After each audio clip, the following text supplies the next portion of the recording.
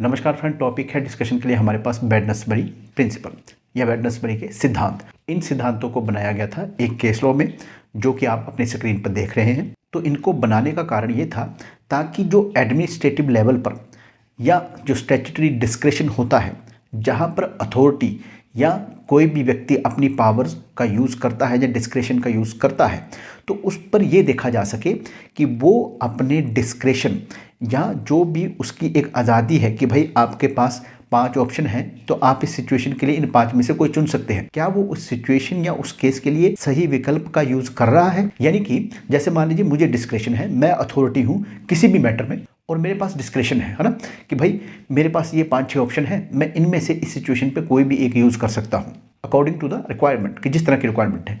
पर मैं उन 4-5 ऑप्शन में से वो ऑप्शन चूज़ करता हूँ जो कि गलत है, इलीगल है, और ये मैं जानबूझ के कर रहा हूँ। तो इसी चीज़ को पकड़ने के लिए जो बेडनसबरी प्रिंसिपल थे उनको बनाया गया था। और साथ में इस बात का भी ध्यान रखा जाए कि जो प्रोसीजर या प्रक्रिया थी, जब इस तरह का एक डिस्क्रेशन अप्लाई किया गया, उसकी प्रोसीजर जब प्रक्रिया थी, कहीं उसमें कोई गलती तो नहीं है, या फिर इस डिस्क्रेशन को अप्लाई करने के बाद जो फैसला आया यानी जो डिसीजन दिया गया वो भी इस तरह का था जो कि एक नॉर्मल अथॉरिटी में बैठा हुआ आदमी जो है वो नहीं दे सकता। यानी कि ये उससे एक्सपेक्ट ही नहीं किया जा सकता कि भाई ये ऐसा भी कर सकता है। तो उस चीज़ को जानने के लिए भी बेडनसबरी प्रिंसिपल का अप्लाई किया जाता है। तो अब इसको प्रिसाइजली देखते हैं कि कोर्ट कौन कौन सी चीज़ें देखेगा। पहली चीज़ तो कोर्ट में ये देखेगा कि भाई जो रेलिवेंट मैटर था, यानी कि वो मैटर जो कि अथॉरिटी को कंसीडर करना चाहिए था, वो कंसीडर किया गया है या नहीं किया गया है। नंबर 2, क्या इररेलिवेंट मैटर को टेकन इनटू अकाउंट तो नहीं किया गया है, यानी कि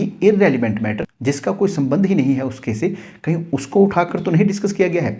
या फिर जो आपका डिसीजन है कहीं ऐसा तो नहीं है कि वो बोनाफाइड नहीं है, यानी कि वो गुड फेथ में नहीं है, आपने जो किया है वो बैड फेथ में किया है या जानबूझकर गलत किया है। नंबर 3, कहीं आपका निर्णय जो है वो बेतुका या भ्रष्ट तो नहीं है। पर इसमें ध्यान रखने वाली बात यह होगी कि कोर्ट जो उस एडमिनिस्ट्रेटिव अथॉरिटी की जो चॉइस है या जो उसका डिस्क्रिप्शन है, जो बहुत सारे ऑप्शन उसके पास अवेलेबल हैं, उनके बीच में नहीं जाएगा।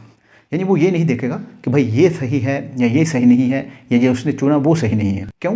क्योंकि अथॉरिटी के पास पहले से ही डिस्क्रिप्शन है, तो जो डिस्क्रिप्शन है उसका तो वो अप्लाई करेगा जैसे उसे ठीक लगते हैं। कोर्ट का काम सिर्फ इतना फाइंड आउट करना है कि भाई ये गलत है कि नहीं है। और साथ ही साथ इस बात का भी ध्यान रखना पड़ेगा कोर्ट को कि कोर्ट अपना डिसीजन जो है उसको सब्सटीट्यूट ना करे अथॉरिटी के डिसीजन के साथ। यानी जो डिसीजन आएगा वो अथॉरिटी की तरफ से ही आएगा, और जो कोर्ट है उसका काम है सिर्फ चेक करना कि वो कहीं गलत तो नहीं है। पर कोर्ट जो है वो अपना डिसीजन जो है उसको सब्सटीट्यूट नहीं कर सकता अथॉरिटी के डिसीजन के लिए। क्यों? क्योंकि वो काम अथॉरिटी का है, वो अथॉरिटी ही करेगी। धन्यवाद।